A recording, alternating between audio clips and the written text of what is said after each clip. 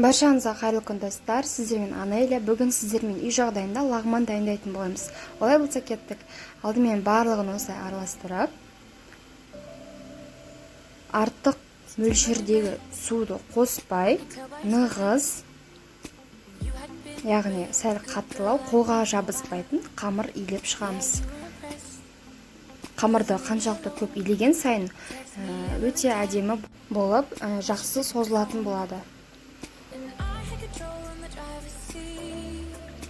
Одан кейін 30-40 минутқа бетін жауып қойып қоямыз.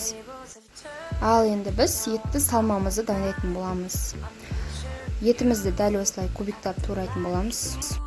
Яғни еттің қаттылығы мен жұмсақтығына қарап турайтын боламыз. 30-40 минут өткеннен кейін қамырымызды қолдың күшімен жайып, бетіне осылай май жағамыз. Одан кейін арасын 1-2 сантиметрдей қылып, пышақтың көмегімен осылай кесіп аламыз. Экранда қалай рет-ретімен жасау керектігі анық айтылып көрсетілген. Дәл осылай жасайтын боламыз. Міндетті түрде әр шақ сайын қолымызды, алақанымызды, яғни майлап отыруымыз қажет.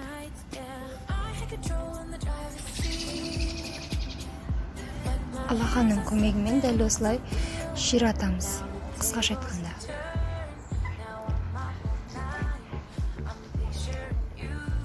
Барлық қамырымызды осылай ширатып, тарелкаға орнататын боламыз. Одан кейін 15-20 минуттай қойып қоямыз. Келесі кезекте картоп, сәбіз, пияз барлығын турап дайындаймыз.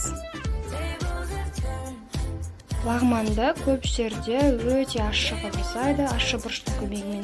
Бірақ мен олай емес, орташа деңгейде ащы қылдым. Енді барлығын қызып тұрған табаға салып біртіндеп қорамыз. Алдымен етті, сосын чеснок, соевый соус. Одан кейін сәбізімізді салып, 15 минутта қойып, бұқтырып қоямыз. Одан кейін қамырымызды жалғастырамыз. Дәл осылай алақанның көмегімен ары қарай ұзартып, қолымызға орап, дәл осылай ұратын боламыз. Қайнап тұрған тұз суымызға қамырымызды саламыз. Қамыр піскен кезде оны салқын суға салып, 5 минутқа қойып қоямыз. Одан ұзақ тұрмау керек. Одан кейін болгар бұрышымен картопымызды салып, араластырамыз да тұз, бұрыш, дәмдеуіштерді сала берсеңіздер болады.